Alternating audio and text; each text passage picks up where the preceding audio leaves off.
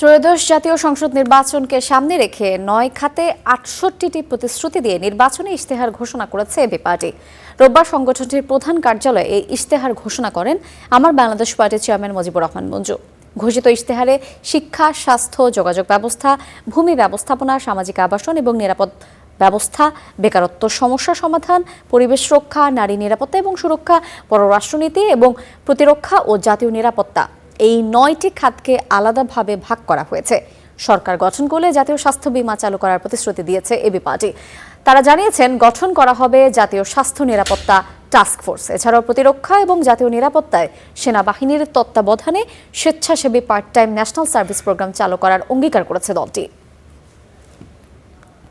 Rent to own scheme চালু করব, যেখানে ভাড়ার থেকে একটা অংশ কেটে একজন সাধারণ মধ্যবিত্ত যাতে একটা ফ্ল্যাটের মালিক হতে পারে বা জমির মালিক হতে পারে, সে ধরনের একটা স্কিম আমরা চালু করব। 5 বছরে নতুন কর্মসংস্থান সৃষ্টির লক্ষ্যে একটি জাতীয় কর্মসংস্থান মিশন আমরা গঠন করব।